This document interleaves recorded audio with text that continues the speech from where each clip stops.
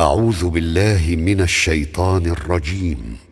بسم الله الرحمن الرحيم. بشر المنافقين بأن لهم عذابا أليما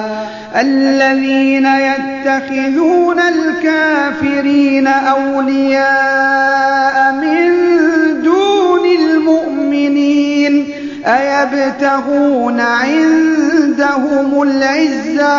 فإن العزة لله جميعا وقد نزل عليكم في الكتاب أن إذا سمعتم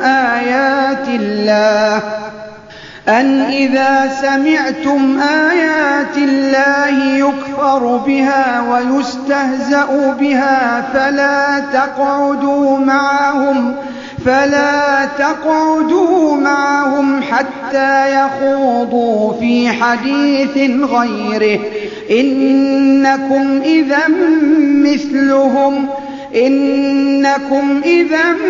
مثلهم إن الله جامع المنافقين والكافرين في جهنم جميعا الذين يتربصون بكم فإن كان لكم فتح من الله قالوا ألم نكن معكم وإن كان للكافرين نصيب قالوا ألم نستحوذ عليكم ونمنعكم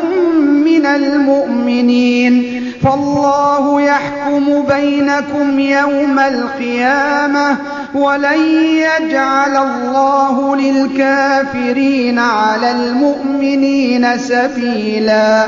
إن المنافقين يخادعون الله وهو خادعهم وإذا قاموا إلى الصلاة قاموا كسالى يراءون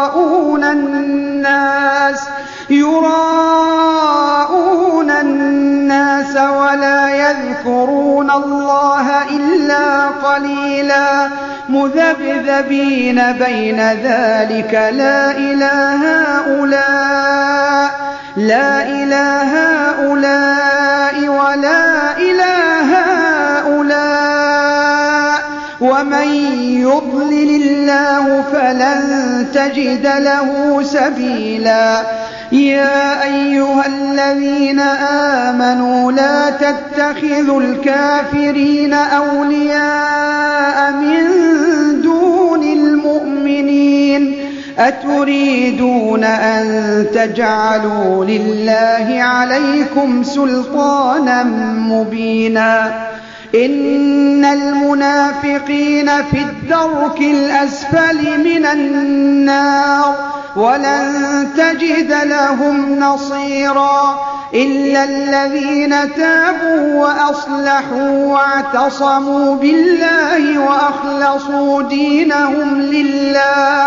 وأخلصوا دينهم لله فأولئك مع المؤمنين وسوف يؤتي الله المؤمنين أجرا عظيما